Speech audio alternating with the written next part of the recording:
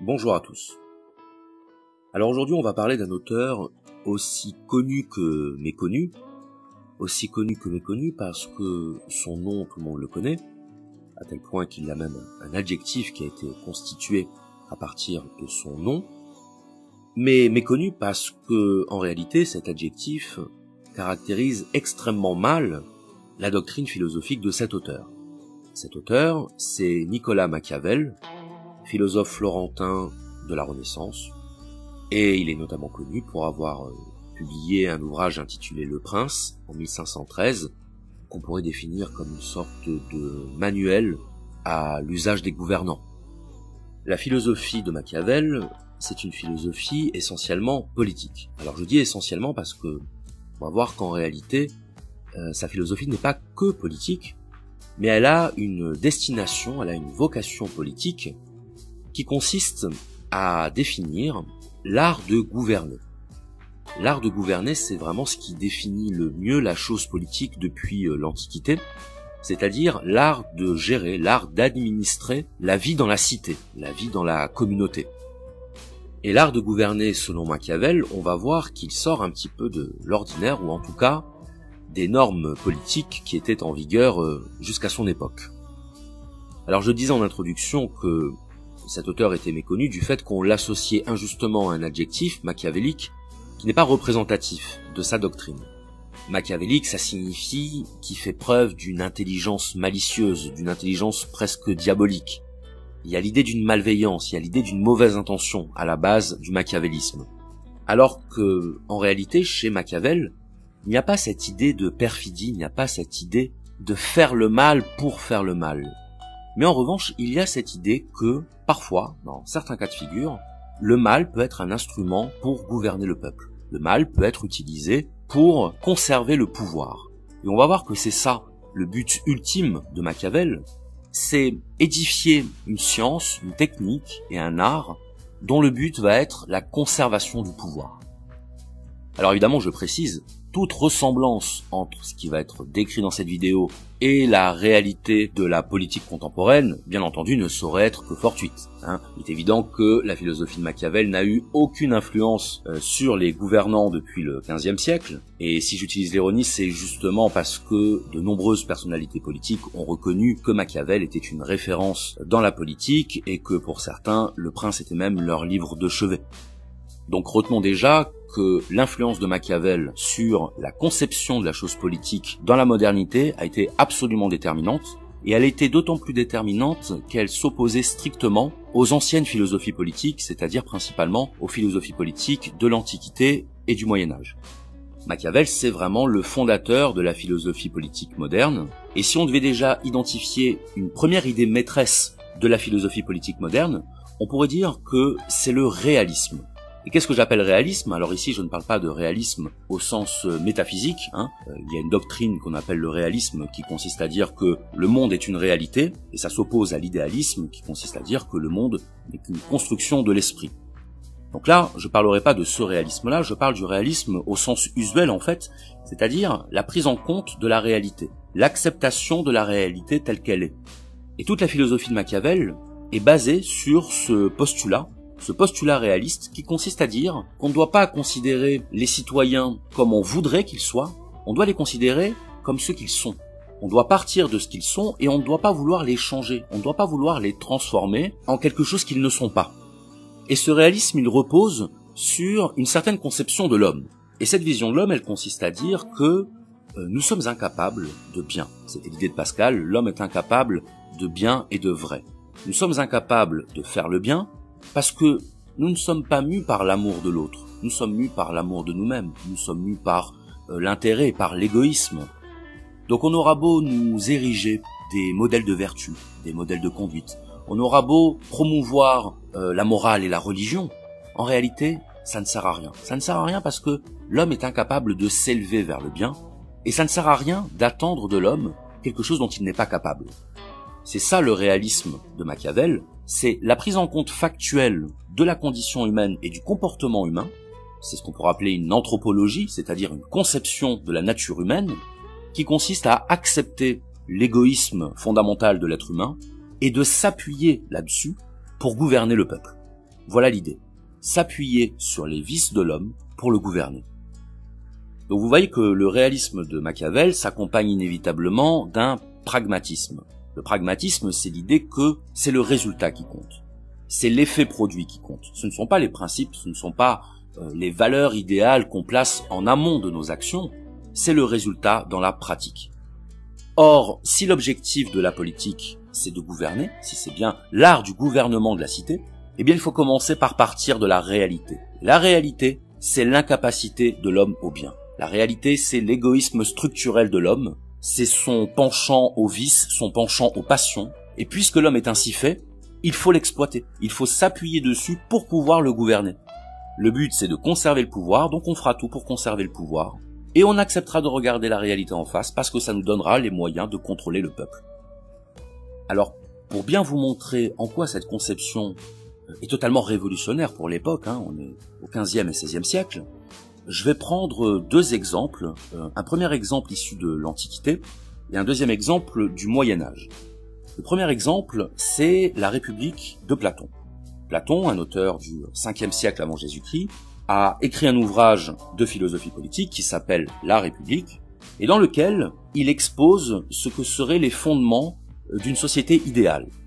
Alors je sais pour les puristes que Platon n'emploie pas l'expression de cité idéale, il emploie l'expression de Callipolis, c'est-à-dire la belle cité. La belle cité, c'est la cité vertueuse, c'est la cité harmonieuse.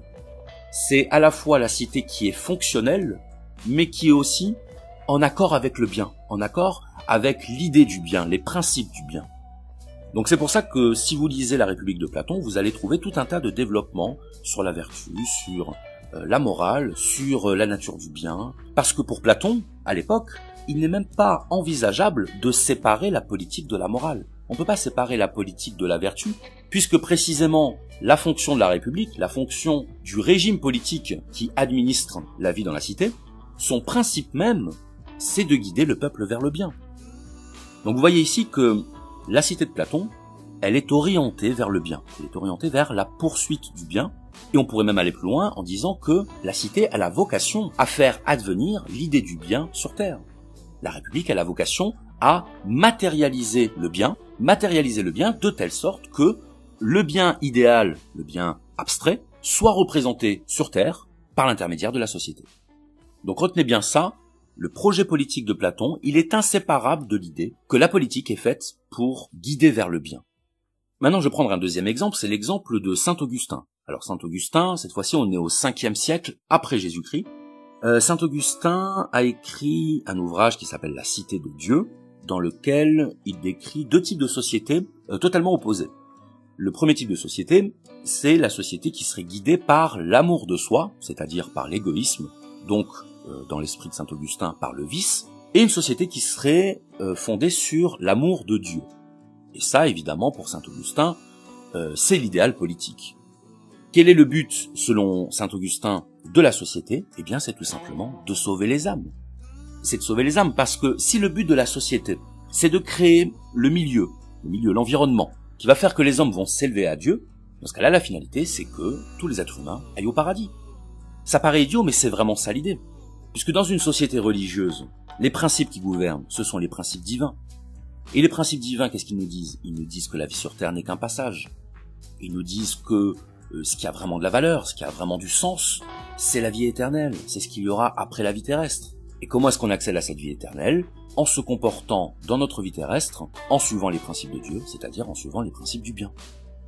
Donc ici encore, on est dans une conception de la politique qui n'est pas dissociable de l'idée du bien, qui n'est pas dissociable d'un idéal moral, philosophique et religieux, qui va constituer, pour ainsi dire, la clé de voûte du système politique. Donc là, je pense que vous voyez clairement où se situe la rupture dans la conception politique de Machiavel. C'est ce qu'on pourrait appeler une rupture épistémologique, c'est-à-dire un renversement dans la conception du monde, un renversement de paradigme. Un renversement de paradigme, ça veut dire qu'on se situe littéralement dans un autre monde. Dans un monde où l'idée du bien n'est plus quelque chose d'incontournable. Dans lequel l'idée du bien n'est qu'une option parmi d'autres. Mais dans lequel, en tout cas, il ne faut surtout pas faire de cette idée du bien le socle de la décision politique. Le socle de l'art de gouverner. Surtout pas. Surtout pas parce que c'est une entreprise vaine, c'est une entreprise qui n'est pas conforme à la nature humaine, et donc c'est une entreprise qui est vouée à l'échec, c'est une entreprise qui est vouée à l'autodestruction. Donc si le but de la politique, c'est d'obtenir et de conserver le pouvoir, on ne peut certainement pas baser l'action politique sur des bases aussi fragiles que la tendance des hommes à aller vers le bien, que la tendance des hommes à être vertueux, que la tendance des hommes à suivre les commandements divins. C'est pas possible. C'est pas possible parce que ça ne marchera pas, ça ne fonctionnera pas, donc inutile d'essayer, inutile de s'accrocher à une illusion. C'est ça le réalisme politique de Machiavel.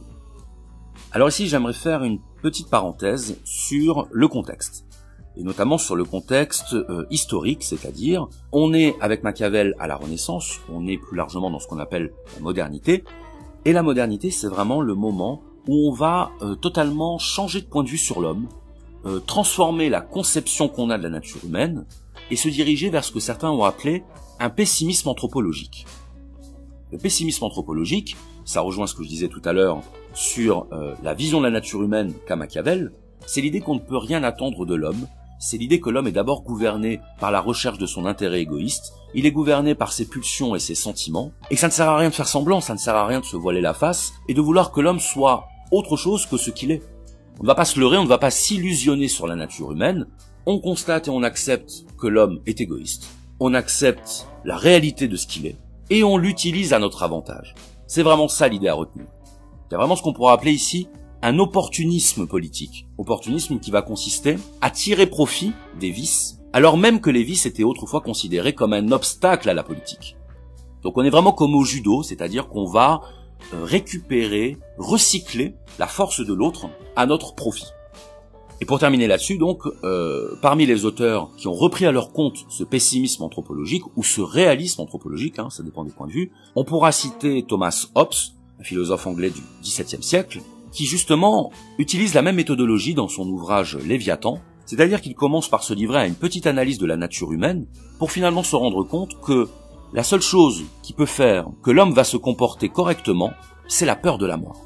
C'est l'idée que nous sommes tous d'intarissables égoïstes, que nous sommes tous en train de nous entretuer en permanence pour prendre au voisin ce qu'il a et que nous n'avons pas, parce que nous sommes jaloux, parce que nous sommes possessifs, parce que nous voulons renvoyer une image avantageuse de nous, et c'est seulement parce que l'homme, à force de s'entretuer, a développé une angoisse de la mort, qu'il a décidé de remettre son pouvoir à l'État pour qu'il le protège.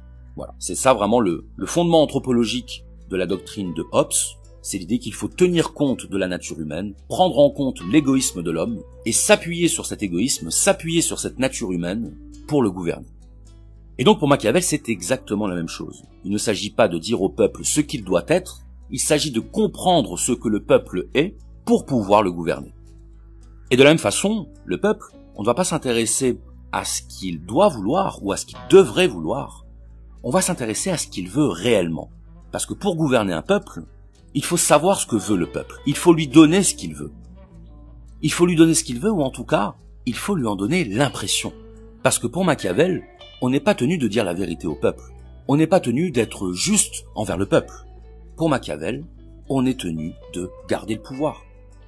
Selon Machiavel, l'être humain réagit d'abord aux apparences. Il ne réagit pas à la réalité, l'être humain. Il ne réagit pas de manière rationnelle. Il réagit à l'affect. Il réagit aux sentiments. Il réagit aux apparences. Donc le bon gouvernant n'est pas celui qui va donner au peuple ce qu'il veut. Le bon gouvernant est celui qui va réussir à faire croire au peuple qu'il lui donne ce qu'il veut. Le bon gouvernant, c'est un illusionniste. Le bon gouvernant, c'est celui qui maîtrise l'art des apparences. Parce que ce sont les apparences qui ont un impact sur nous, parce que nous réagissons d'abord aux apparences, nous réagissons d'abord aux impressions.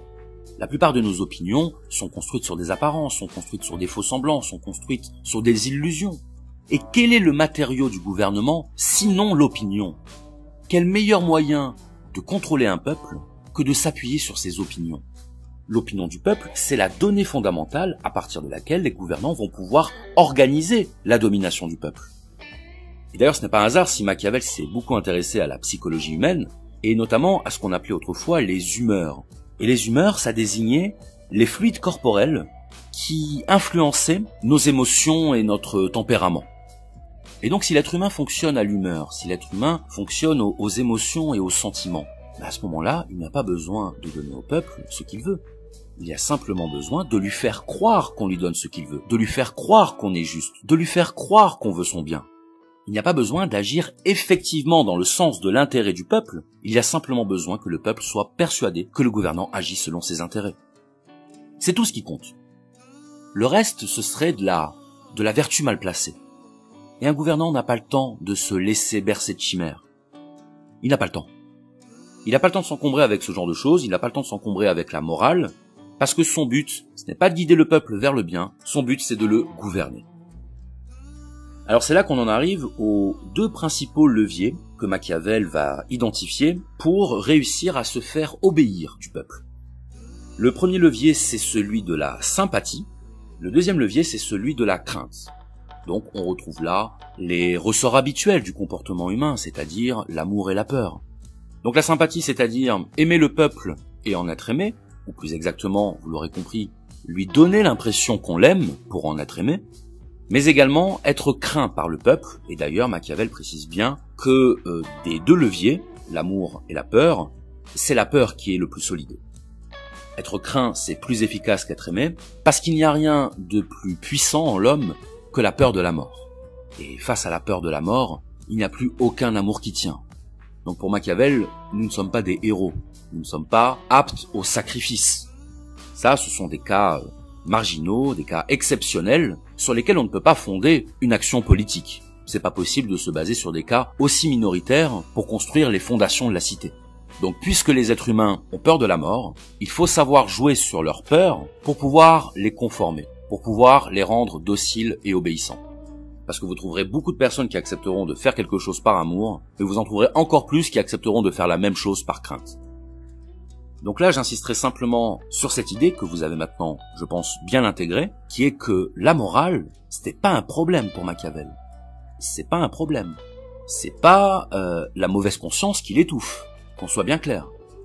Il faut vraiment intégrer cette idée-là parce que sinon, on va parler dans le vent. Comprendre que la politique, selon Machiavel, c'est totalement indépendant de la morale. Ça signifie que si dans une certaine situation, la morale est utile pour gouverner le peuple, à ce moment-là, on fera le choix de la morale. Mais si dans une autre situation, c'est l'immoralité qui peut servir à gouverner les hommes, on ira dans l'immoralité. Il n'y a pas de problème. Il n'y a pas de jugement a priori sur la nature du bien et la nature du mal chez Machiavel. Il y a un point de vue pragmatique, une approche rationnelle, qui consiste à se demander quelle est la stratégie la plus efficace. Quel est le moyen le plus efficace d'augmenter notre emprise sur le peuple? C'est ça la seule question. Il n'y en a pas d'autre. Et c'est pour ça qu'on parle d'un réalisme politique et d'un pragmatisme politique, parce qu'on a totalement évacué la notion même de transcendance. Il n'y a plus de transcendance dans l'état de Machiavel. Il n'y a plus de transcendance parce qu'il n'y a plus d'échelle de valeur. Il n'y a plus d'idée du bien. Donc s'il n'y a pas de bien, il n'y a pas de mal. Et s'il n'y a ni bien ni mal, il n'y a aucun obstacle. Il n'y a aucun empêchement à l'action du gouvernant, il n'y a aucune contrainte, si ce n'est celle de l'efficacité, si ce n'est celle du résultat qu'on souhaite obtenir. C'est ça le critère de l'action politique chez Machiavel. C'est l'efficacité. L'efficacité en termes de conservation et de consolidation du pouvoir. Donc il est faux de dire que la philosophie de Machiavel est un immoralisme. Ce n'est pas un immoralisme, c'est un amoralisme. C'est une doctrine qui se passe de la morale, c'est une doctrine qui évacue la question morale, et non pas une doctrine qui chercherait à s'opposer systématiquement à la morale. C'est très différent. On a presque ici ce que j'appellerais un proto-utilitarisme, un utilitarisme avant l'heure. Un utilitarisme avant l'heure parce qu'on évalue une action, on juge sa valeur, non pas à partir des principes qui la motivent, mais des résultats qu'elle engendre. C'est ça le critère d'évaluation morale chez les utilitaristes. C'est le résultat en termes de bonheur produit. Bon, avec Machiavel, c'est pas la quantité de bonheur qui compte, c'est la quantité de pouvoir. Tout simplement. Donc on ne conseille pas au gouvernant de faire le mal pour faire le mal. On conseille au gouvernant de faire le mal quand ça peut avoir un résultat positif sur la consolidation de son pouvoir.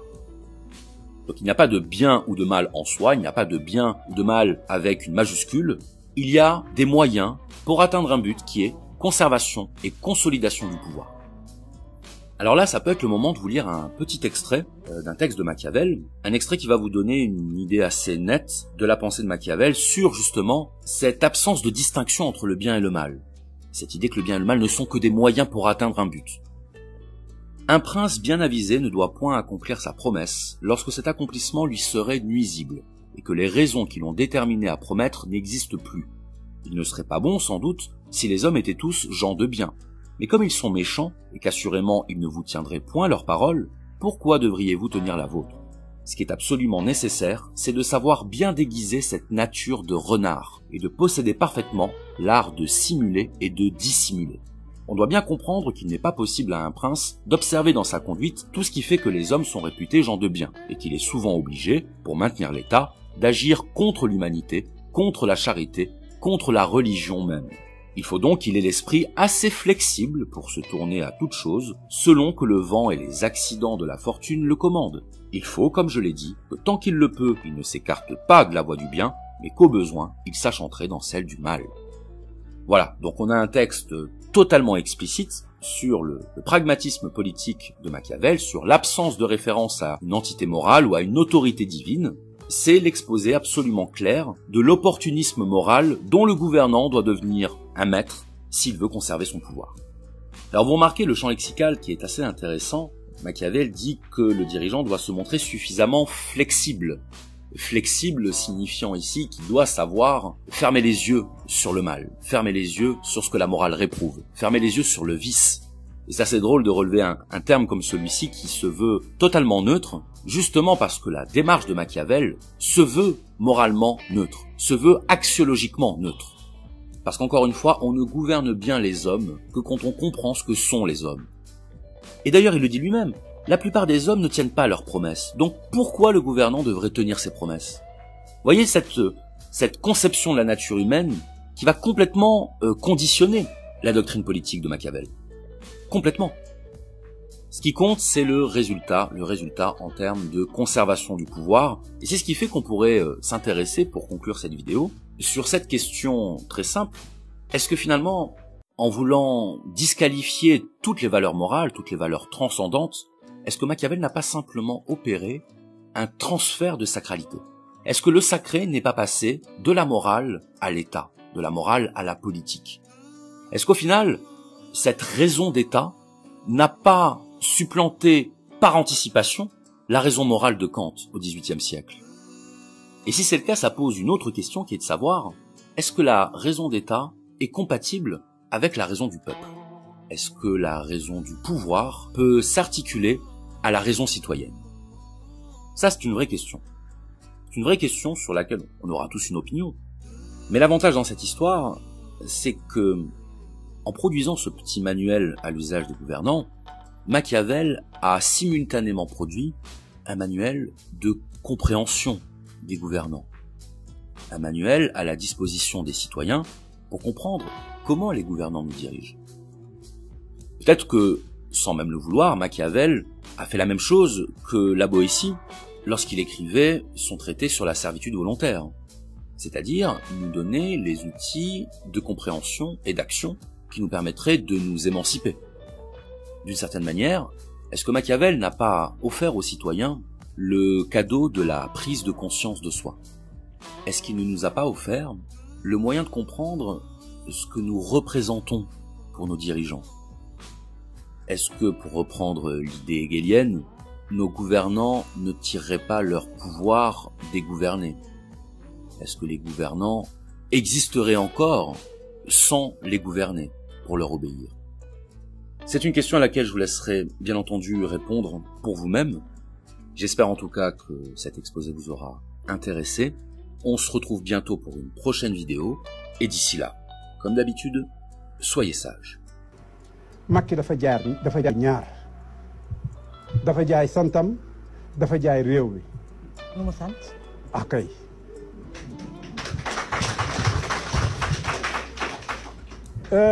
Macky dafa am benn waay boo xam ne dafa wax ne pour nga am réew di ko doxalee nim la am na benn téere bum lay takkal téere boobu nag mu ne ñaari pàcc la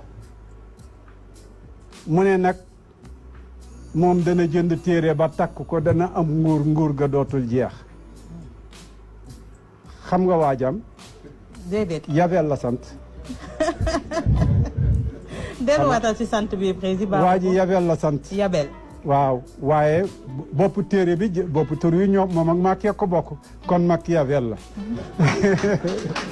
mu mel ni Machiavel dafa bind ne bind la bâton et la carotte ne ñii dang leen di mosal ñi lay yaakaar te naan yaa baax yaa fi gën ñële nga dóor leen tëj leen xupp leen ay ragal lañ ñu commencé di ragal naan hé kii nag dafa sévère kii nag bokkut ak la fi amoon kon booyee boo ngeen sëgg kon booyee boo ngeen daw kii nag moom boo waxee rek ñaare sax il s'énerve su ko defee nag Machiavel ko ne meral dégg nga ñàngalal Abdou Diouf daan na ko wax daan na wax ne ma yoxamal wala ma yoxamal wala ma dangal ñu ne ko da yoxamalal yoxamal xam nañ ne yoxamal mooy defar réew puisque réew mi moom moo ko sa baay juru ko sa yaay juru ko keneen moomu ko ñëpp a ko bokk ku nekk portion ba nga amee yaa ko amee responsabilité koy liggéey su ko defee nag bu boobaa boo ci taxawee moom nag ba mu bàyyee santam wa ba sant Yabel la jàpp ne bâton rek moo ko mun a may wala carotte mi ngi séddale xaalis yu mësta am et en même temps mi ngi taxaw di tëj ñoo xam ne dara taxul mu tëj leen lu mooy opposant yu ko mat opposant la loolu Machiavel la jaay réew mi nag ci lay ñëw jaay réew mi barke démb laa jógee France bi ma fa demee ma dem Champs-Élysées porte drapeau yooyu yëpp ñu ne ma fi yëpp drapeau yi Sénégal lañ fi defoon c'était une première président yu mag yu xëy na Inde wala yeneen lañ koy defal waaye tiers monde musta am ñu ne ma nag métro yeeg ñëpp rek barkeeb Machiavel rek la ñuy waatee ñoom ñëpp barkeeb Machiavel nee nañ moo sauvé seeni société ma ne waaw yow sa société suux nga seetaan leen jël 56 milliards dem di ko sotti ji ci ay jàmbur ah 560 milliards dem di ko sotti ci ay jàmbur waay bu fexe woon bañ defal ko fii drapeau ne moo ñu sauvé beneen société def ko fa la gënoon a rafet muy dem di ko defi ci ay métro ñooñu di génn di ko baax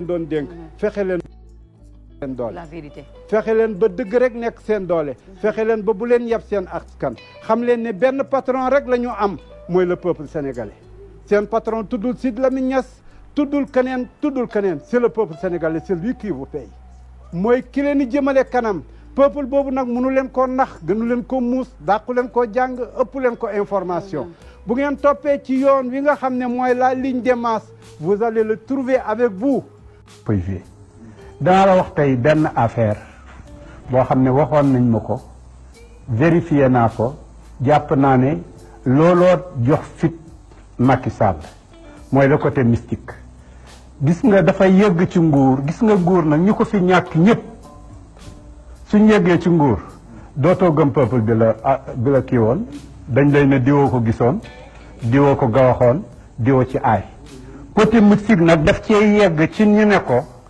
boo yeggee Israël ca rabbin ya bañ defal la foofa seen xërëm yooyu bu boobaa boo demee kenn dootu la mënal dara gis nga mbaxana mu ñuul mële nga gis ministre des affaires étrangères xam nga mooy lan xam nga fleur yi lay posé loolu mooy ko la laal dee bii mooy ko la laal dee kaay ma ubbil la léegi ancien testament woon la ko suñ génnee léegi ma ubbil la ancien testament woon la ko Talmud bii mooy ko la laal dee loolu lañ koy defee allahu akbar beneen bi mooy buñ sol mbaxana mu weex mi suñ ñu ko mënee woon léegi bii dañ ko ne kii moo gën a foor kaaba gi su demee ba fii mur de lamentation bi bu fa taxawee sol mbaxana mu weex mi su fa ñaanee su waxee ne na nga toog ci nguur da nga toog ci nguur lii c'est mystique xam nga ni lii c'est pas diplomatique xam nga lii du mission diplomatique lii c'est mystique en tout cas haute trahison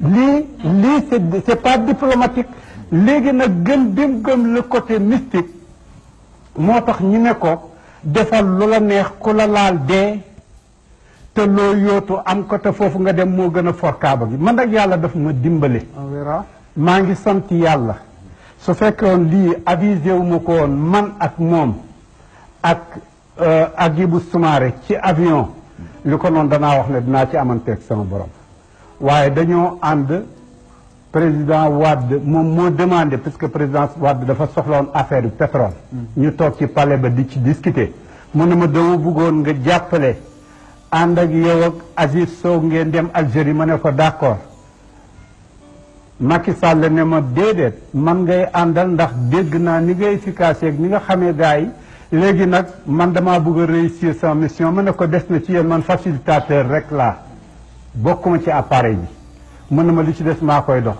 bi may dem ma jógee Sénégal man ak Hadjibou Soumaré ñu fekk Macky Sall Paris mu ñëw ñu jël avion bi Air France war a dem Téhéran biñ duggee maa ngi téye sama kaamil mi ngi téye la franc-maçonnerie le nul buñ ko téyee ma ne ko PM daal li bokkoo ci mu ne ma non mais c'est quoi ma ne ko c'est être juif sans lettre puisque pour être juif c'est biologique sans lettre nag il faut être maçonnique la ñuy def ci ay xiram ak ci ay ñaan ak lañ gëm ak seen chef yeeg seen yéen ñuy séddale yépp ma ne ko nag li tax mu cosaanu ba ñun ñu mun cee xam dara mooy dañ ko évoqué woon ci jamono yonent bi sallallahu alayhi wa sallam yonent bi dafa toog daal di ne Souleymane yonent bi yàlla ba ñu ne yée kii gannaaw xam na Souleymane kon xam na li mun a yéegal nit ak li ko mun a jox di chef ak li ko mun a yéegal Salomon Souleymane moo munoon loolu Salomon alquran ne wa ma kafara Souleymane